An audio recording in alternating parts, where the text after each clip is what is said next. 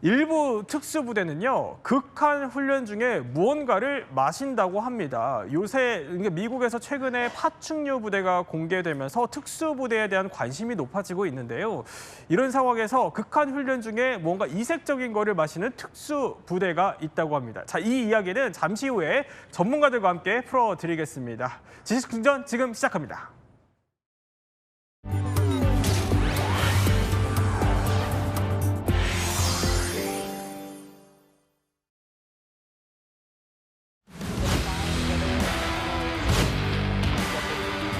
Drink some Coast Blood? Yeah, I do.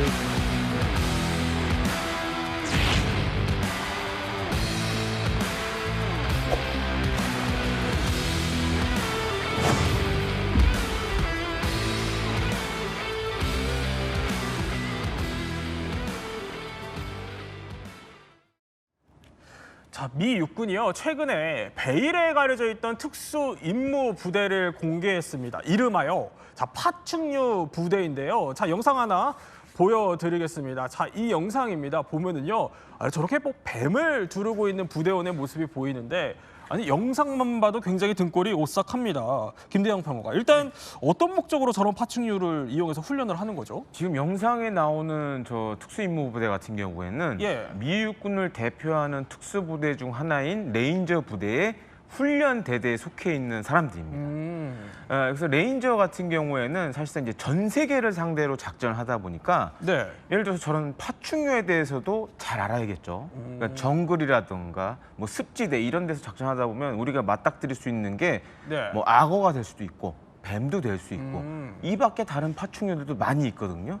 근데 만약에 저런 파충류에 대한 이해도가 없으면 작전을 하다가 오히려 파충류에 물리거나 이럴 수 있겠죠. 그렇기 때문에 이런 파충류에 대한 교육을 통해서 미리 대비한다라는 목적도 있고, 또 한 가지 이제 부대 특성상 제가 앞서 말씀드린 전 세계를 상대로 한다고 했잖아요.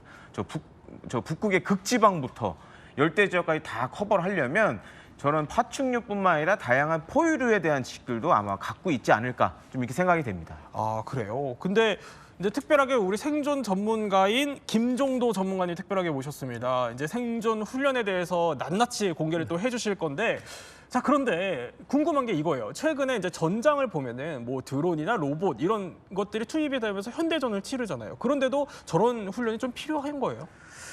정말 중요한 훈련입니다. 왜냐하면 저건 직접적인 뭐 공격 능력을 향상시키는 데 목적이 아니고 개개인의 어떤 생존 능력, 그다음 위기 대응 능력을 향상시키기 위한 필수 훈련 내용이에요. 레인저 부대 같은 경우는 3단계 훈련 중에 마지막 단계가 저 습지 훈련이거든요. 플로리다라는 어떤 지형 특징이 습지가 굉장히 많습니다. 거기에서 훈련 중에 전 파충류를 만날 수도 있고 또 파충류를 처음 본 사람 입장에서는 상당히 공포감을 느끼거나 패닉이 올 수 있어요. 그래서 미리 그런 것들을 체험하면서 대응 능력을 향상도 시키고 단순히 뭐 또 공포감 극복을 넘어서 사실 저걸 식량화하는 방법까지 같이 체득합니다. 그래서 혹시 고립됐을 때 저런 것들을 식량화하는 기술들, 파충류를 독을 제거하고 그건 해체하고 이거 어떻게 조리할까 이런 것들을 직접 배웁니다. 생존하기 위해서. 그렇죠, 생존하기 위해서. 그래서 저런 어떤 훈련들은 군인들은 기본적으로 갖춰야 될 필수적인 훈련 요소들이에요. 그리고 우리나라도 저런 훈련을 하고 있습니다. 우리나라 특수부대라든가 조종사들도 고립되거나 하고 있어요. 고립되거나 하면 어떤 도피 탈출 과정 중에 저런 어떤 파충류에 대한 부분의 구분, 그다음 아까 말씀드린 대로 이걸 식량화하는 방법들을 매년 숙달 훈련하는 거죠. 그럼 통해서 이제 대응 능력이 향상되면 이게 결과적으로 개인의 생존성이 향상되고 전투를 계속 이어갈 수 있기 때문에 굉장히 필수적인, 장비가 어떻게 발전되든 관계없이 개인의 필수 군인 역량으로서 계속 훈련은 이어져야 됩니다. 그러니까 옛날에 우리 그 모 드라마에 보면은 이렇게 남자 주인공이 막 뱀을 잡아먹고 이랬던 것들이 나왔었잖아요. 옛날 드라마에. 근데 그런 훈련을 실제로 한다는 거잖아요. 그것도 실제 하고 있어요. 그래야지 당황하지 않고 거기에 대한 부분을 어떻게 활용하고 자원화할 것인가에 대한 부분으로 이어져서 이게 생존 지속성이 이어지는 거죠. 그래서 그런 부분은 굉장히 중요한 훈련입니다. 자, 그런데 사실 알고 보면요, 곽재식 작가님, 파충류나 뭐 이런 맹독류 등을 통한 극한의 훈련이 사실 역사가 꽤 깊다면서요? 그렇습니다. 오늘 소개해 주신 미군 대상으로만 좀 한정시켜 보아도 2차 대전 중이죠. 태평양 전쟁 때 일본군하고 미군이 전쟁을 하면서 주로 정글 지역, 열대 지역에서 치열한 전투를 많이 하다 보니까 이 열대, 정글에서 싸우는 방법에 대해서 특별한 훈련이 필요하겠다라는 생각을 그때부터 많이 했던 것 같습니다. 그러다가 이제 그 후에 냉전 시기가 되면서 본격적으로 이런 훈련들을 좀 많이 하게 된 것 같고요. 네. 특히 1960년대, 1970년대에 있었던 정말 정글 작전 그 자체라고 할 수 있는 베트남 전쟁에서 미군이 크게 고생을 하면서 이 정글에서 생존하기 위한 여러 가지 파충류 대상 훈련 뭐 이런 것들 따로 필요하겠구나라고 해서 집중적인 훈련이 많이 이루어졌다라고 합니다. 훈련에서 좀 초점을 맞춘 것들이 어떤 것이냐라고 네. 하면 일단은 뭐 먹을 수 있는 동식물 찾는 방법 뭐 이런 것도 있고요. 파충류로 좀 한정을 하면 어떤 파충류를 보았을 때 이게 독사인지 아니면 뭐 독이 없는 뱀인지 얼마나 위험한지 아닌지 경계를 해야 되는지 뭐 피해야 되는 건지 요거를 판단하기 위해서 어떤 종의 파충류인지 식별하는 거 뭐 이런 거 훈련을 많이 했다라고 하고요. 그리고 뭐 이런 독사라든가 뱀에게 물렸을 때 응급 처치하는 방법 네. 이런 것도 교육을 했다고 하고 그리고 마지막으로는 뭐 식량이 정말 부족할 때 이런 것들 중에 적절한 거를 잡아서 식량으로 사용하는 방법 이런 것들을 여러 가지로 훈련을 했다라고 합니다. 그래서 뭐 플로리다 정글 학교 뭐 이런 것이 운영이 돼가지고 거기서 뭐 훈련을 시켰다고도 하고 그 외에 뭐 레인저 훈련소에서도 이런 훈련을 시켰다라고 하네요. 자, 그런데 미국뿐만이 아니라 우리가 파충류 부대 얘기를 했지만 국가별로요. 뭐 전략이나 환경에 맞춰서 굉장히 다양한 또 특수 훈련들이 존재를 한다고 합니다. 그래서 극한 훈련으로 유명한 특수 부대 저희가 하나씩 살펴보려고 합니다. 먼저 첫 번째 볼까요? 영국이 뜨는데 첫 번째 그러니까 영국의 SAS라는 부대인데 자, 대표님. 일단 영국의 SAS 부대 이게 어떤 부대인 거죠?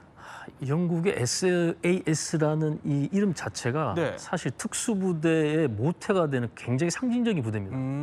1941년에 이 부대가 네. 창설되고 난 후에 우리가 많이 들어봤던 뭐 델타 포스라든가 대북으로 같은 뭐 티어 1이라고 불리는 특수부대들이 전부 다 이 SAS에 직접 연관관계가 있고요. 네. 그걸 모태로 해서 거기 조직 구성이라든가 임무 같은 걸 가져왔기 때문에 사실은 SAS를 빼고 특수부대를 논하는 것은 이제 말이 안 될 정도로 굉장히 의미가 있고 일반인들한테 많이 알려진 게 1980년도에 네. 그 영국 이란 대사관에 그 인질 사건이 있었습니다.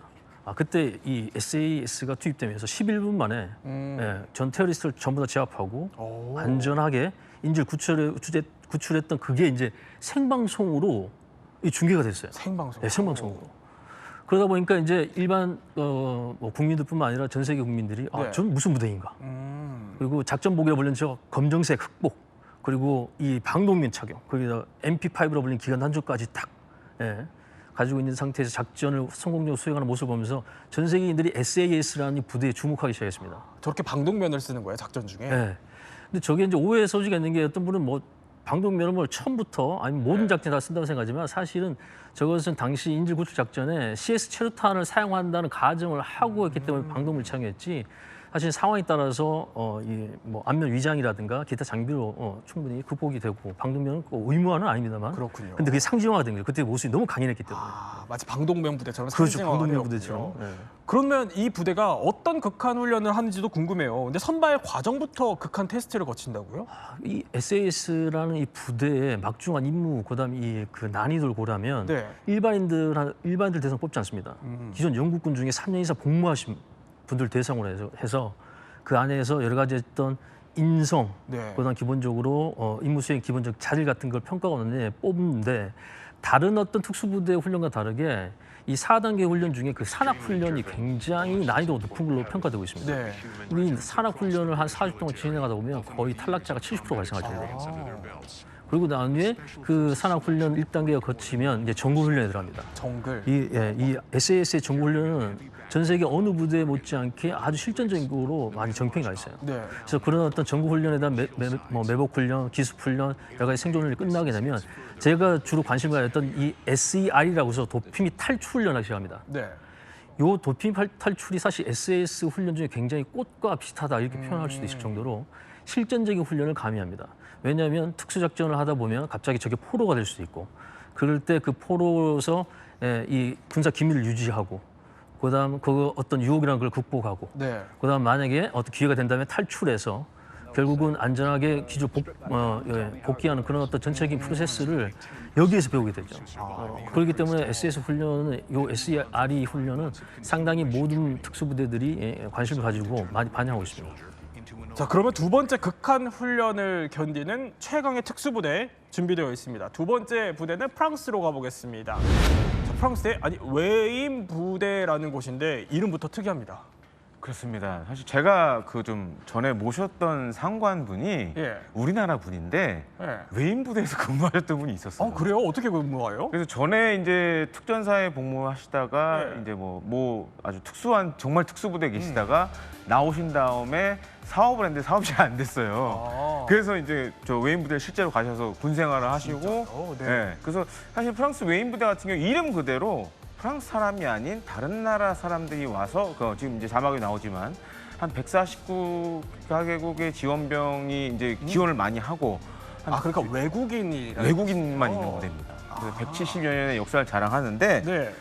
사실 뭐 전력이나 뭐 국적도 불문하고 외국인들만 그야말로 뽑아서 정예 부대를 만드는데 사실 이걸 만든 이유가 있어요. 그러니까 프랑스 같은 경우에 지금도 아프리카 쪽에 보면 이제 과거 식민지였던 나라들을 지금도 관리를 하고 있습니다. 그래서 이제 외인 부대가 했던 작전 중에 하나는 실제로 이제 그런데 잡혀 있었던 이제 반란군에 잡혔던 프랑스인을 구출하는 뭐 이런 대규모 작전을 벌인 바도 있고 또 한 가지로는 이제 이 훈련 과정도 굉장히 힘듭니다. 그러니까 지금 영상은 나오고 있지만은 외인 부대도 사실 제가 앞서 말했던 레인저 부대처럼 전 세계를 대상으로 작전을 합니다. 그렇기 때문에 저런 이제 뭐 정글과 관련된 훈련들도 하고 또 한 가지로는 특히 이제 신체적 조건이 좋아야겠죠. 네, 이런 것들에 대한 테스트도 굉장히 강하게 하고 있고, 근데 이제 대부분 이제 외인 부대를 가는 외국 사람들 같은 경우에는 예를 들어서 뭐 군 경험이 있는 사람들이 가는 경우가 더러 이제 많다고 합니다. 그러다 보니까는 어떻게 보면 사실 저런 훈련을 이미 겪었던 사람들이 많이 갈 수도 있겠죠. 근데 이제 보통 저런 기초 훈련 이후에는 한 5년 정도 이제 의무 복무를 해야 된다라는 그런 또 장점이 있습니다. 저희가 찾아보니까 이 외인 부대의 정신이 이런 얘기가 있대요. 용기를 버리기보다는 차라리 목숨을 버리겠다. 듣기만 해도 굉장합니다. 어마어마한데 도대체 어떻게 혹독한 훈련을 하길래 이렇게까지 정신무장을 하는 거예요? 외인 부대가 아까 전문가님께서 말씀하신 대로 전 세계에서 이 인력들을 확보하다 보니까 이분들이 가지고 있는 문화라든 가치관 이런 것들이 다 다릅니다. 네. 이런 것들을 기초과정 16주 안에다가 단순히 체력 훈련뿐만 아니라 여기에 애국심, 자기 나라가 아니니까 프랑스 나라가 아니니까 그런 애국심에 대한 부분, 그다음 또 서로 동료애 같은 것들을 굉장히 녹여냅니다. 그래서 단순히 체력 훈련만 아주 강하게 시킨 부대가 아니고 여기에는 이 부대로서 갖춰야 될 이 단결성과 그다음 이 통합되는 그런 정신 전력부를 계속 같이 넣어요. 그러니까 우리 다른 표현하면 가스라이팅 하듯이.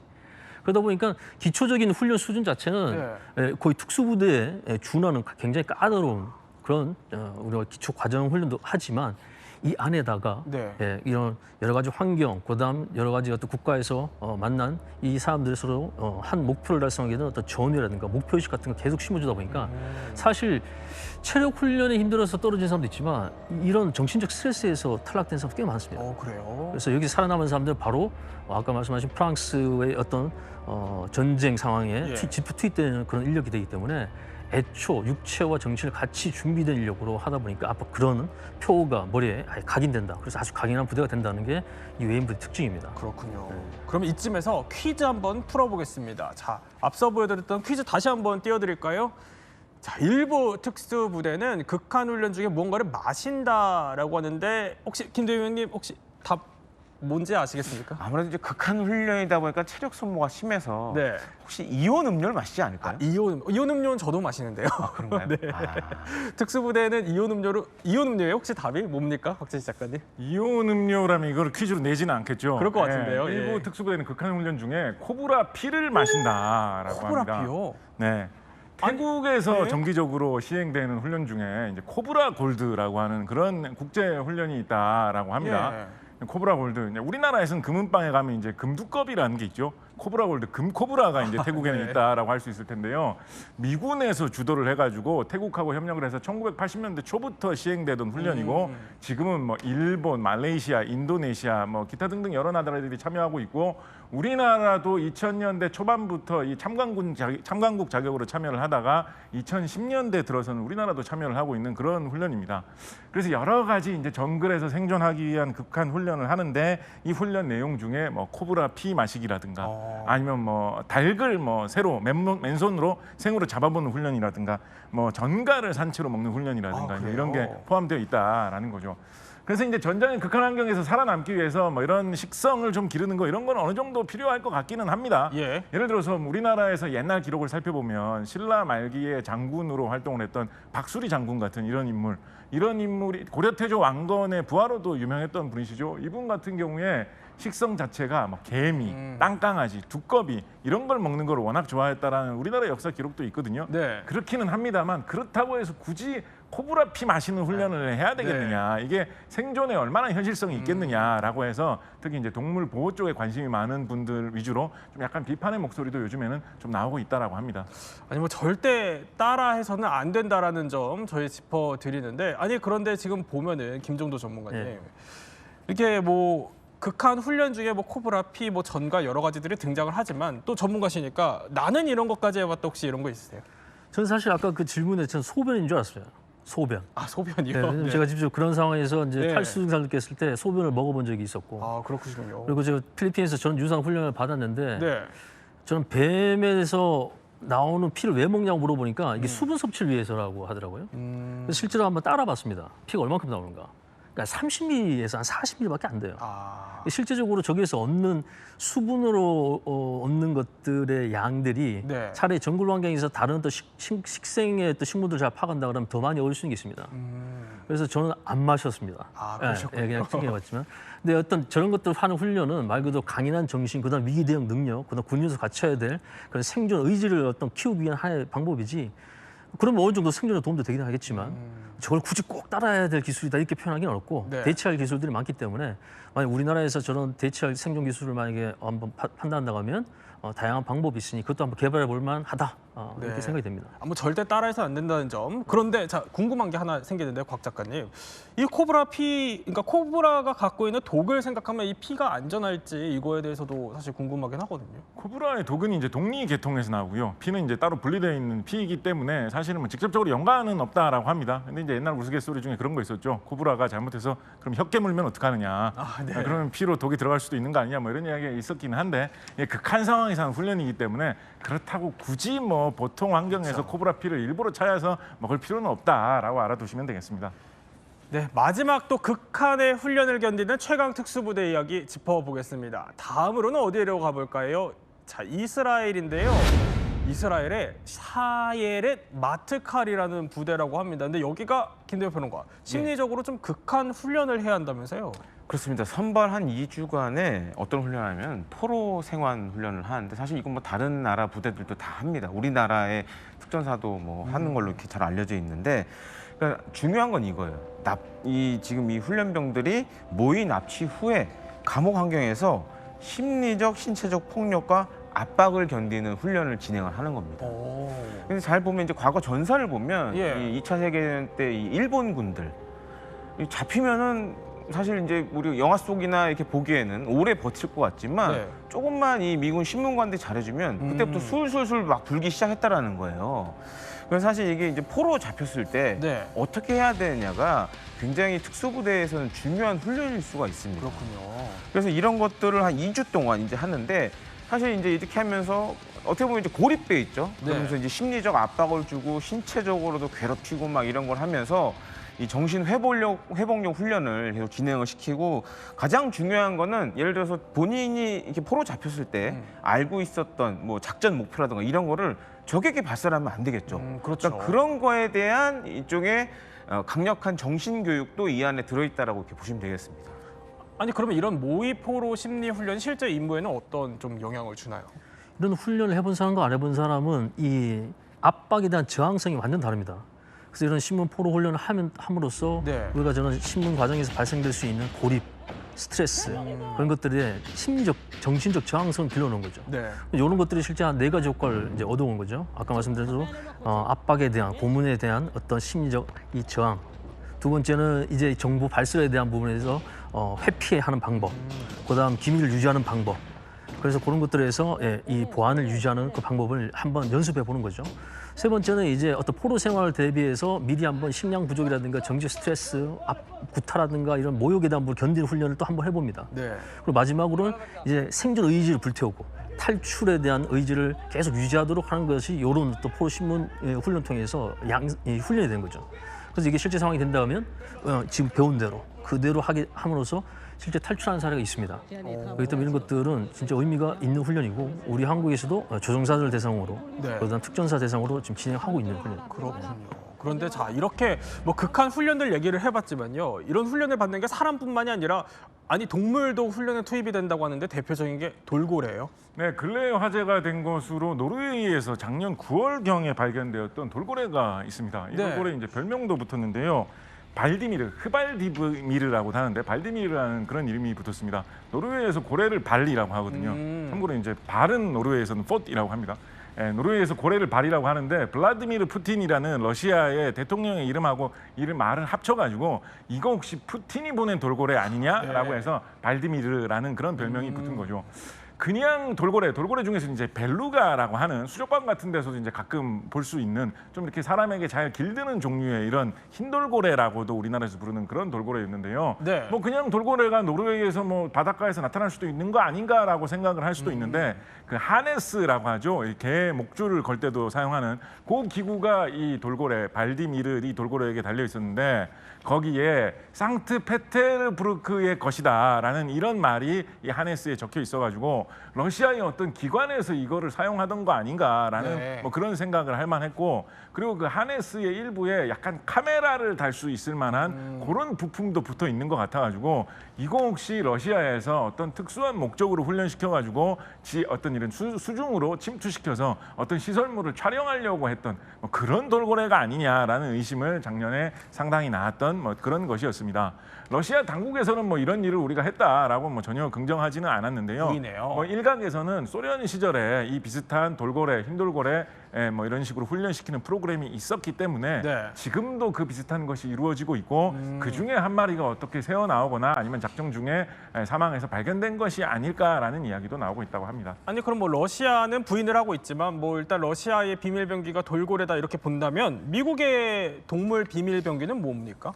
미국의 동물 비밀 병기 중에서 제일 좀 역사적으로 많이 화제가 된 것은 어쿠스틱 키티라는 게 있습니다. 우리 어쿠스틱 기타라는 거는 많이 들어보셨을 텐데 키티라고 하면 이제 고양이라는 뜻이죠.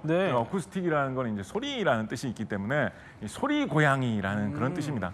요거는 뭐냐면 쉽게 말하면 고양이에다가 도청 장치를 잘 설치를 해놓은 거예요. 그래서 고양이 귀에다가도 뭐 장치를 집어넣고 고양이 목걸이 있는 부분, 털에 있는 부분 이런 데도 장치를 집어넣고 그리고 무선 통신을 할 수 있는 그런 기구를 이렇게 장치를 해놓은 다음에 마치 길고양이인 양 길거리를 돌아다니게 하면서 감시하고 싶은 사람 옆을 쓱 지나가게 해가지고 외국의 요인이라든가 외교관들이 대화하는 그런 내용을 엿들어서 송신하는 그런 목적으로 개발했던 그런 고양이였는데 1960년대에 개발됐던 거였죠. 실전에 투입했을 때 고양이가 임무에 집중을 하지 않고 길로 나갔는데 바로 교통사고가 났다라고 해서 뭐 실패로 돌아갔다라는 뭐 그런 이야기로 알려져 있습니다. 아니 근데 옛날 사료를 찾아보니까 곽지수 작가님 임진왜란 때 우리도 뭐 특수훈련된 동물을 투입한 적이 있다 이런 얘기가 있어요? 아 이거 참 이게 재밌고도 이상한 이야기인데요. 풍산 김씨 문중에 내려오는 천조장사 전별도라는 그림이 있습니다. 이 그림에 보면 뭔가 늑대인간 같기도 한 이상한 그런 사람 비슷한 이상한 괴물 비슷한 이런 것들이 병사들과 같이 행진하는 그런 장면이 그림으로 그려진 것이 있습니다. 그렇네요. 임진왜란 당시에 우리나라에 되게 파다하게 돌았던 소문 중에 어떤 게 있었냐면 임진왜란 이제 일본군하고 싸운 전투지 않습니까? 그때 이제 우리를 도와주러 중국 명나라에서 부대를 보냈는데 그 부대 중에서 같이 왔던 원숭이들도 있었고 그 원숭이들을 일부 훈련을 시켜가지고 원숭이들 손에 칼 같은 거를 붙인 다음에 일본군한테 투입을 해가지고 일본군들을 혼란시키려는 용도로 원숭이 부대를 투입했다라는 소문이 돌았던 적이 있습니다. 그래서 이제 저런 그림도 나오게 된 것인데요. 실제로 얼마나 투입이 됐었는지는 좀 전설의 영역에 걸쳐 있는 부분도 있다라고 말씀드릴 수 있겠습니다. 김대영 평론가님. 어쨌든 뭐 동서공은 막론하고 동물 훈련들이 쭉 나오지만 이게 뭐 동물 학대 논란도 여러 가지 소지가 있는데 그럼 이런 극한 훈련들이 꼭 필요하다고 보세요? 필요하죠. 다만 이제 동물을 대상으로 한 거는 이제는 없어져야겠죠. 그리고 이제 기술이 많이 발전됐기 때문에 동물을 많이 묘사한 그런 드론들도 지금 많이 나오고 있습니다. 그래요? 그래서 우리나라 같은 경우에도 이 신생 방산업체인 8월 3일에서 개발한 이 세이런이라고 이 생체 모방용 자폭 드론이라는 걸 지금 만들어가지고 이제 해외에 뭐 수출하기도 하고 했는데요. 이 밖에 이제 바로 저겁니다. 영상에 나오는 저것이 바로 이제 생체 모방용 드론이라고. 새처럼 생겼네요. 조류형처럼 생겼죠. 예, 그런 것도 있고. 이 밖에 이제 중국 같은 경우에는 가오리형 드론도 있고, 우리랑 마찬가지로 조류형 드론도 지금 사실 쓰고 있어요. 이 밖에 예를 들어서 아주 뭐 벌처럼 작은 형태의 그런 드론들도 지금 조금씩 모습을 드러내고 있습니다. 그러니까 곤충류 같은 그런 드론들도 지금 이제 만들어지고 있는데 이런 게 등장하게 되면 자연스럽게 이런 동물을 사용한 것들은 좀 줄어들게 되겠죠.